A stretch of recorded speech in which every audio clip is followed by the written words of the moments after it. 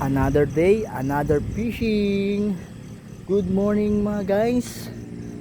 Ito na naman muli pagbabalik ang ating fishing adventure sa araw na to. At dahil tayo ay coding, tayo ay maglilibang, mag-fishing muna. So, magtatay ulit tayo ngayon. Isang taon tayong hindi nakapag-try mag-fishing. Kaya magtatay tayo ngayon. Ayan o. Ready na ang ating pandigma. Double check natin kung may mga kailangan pa tayong naiwanan. Yan, meron na tayo dito uod, bulate. Bulate wala. Meron tayong tapyaw, ganyan. Pagkain, meron na rin tubig. Yan. Yan guys, samahan nyo ako guys para tayo ay mag-fishing. Let's go!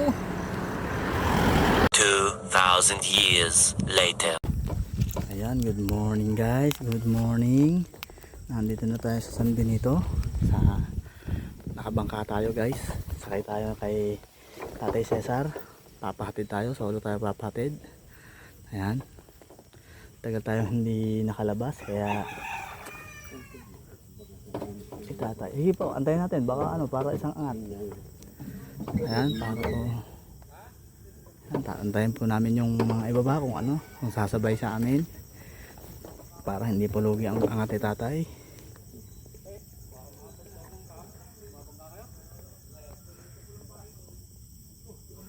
Ayan guys, ayan, may mga parating pa guys. Good morning, good morning. Meanwhile, Ayan guys, naka-pwes na tayo.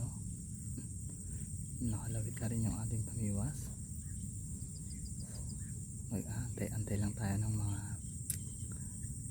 oras o minuto para tingnan natin kung tayo makakahuli sa araw na to. Hopefully ay makahuli tayo para may pang ulam.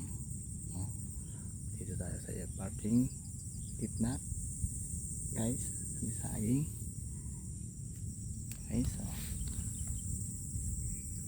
yun yung kawayan. Yan. See you mamaya mga ka-angler at makahuli ng marami. Guys, ito lang ang ating nahuli ngayon for the day. Mga barya, pangdaing, isang malapad. So pwede na rin. Nakapagpalis ka ng kamay. Ayan. Sa susunod na uli, next week na uli, at biyahe naman. Thank you guys.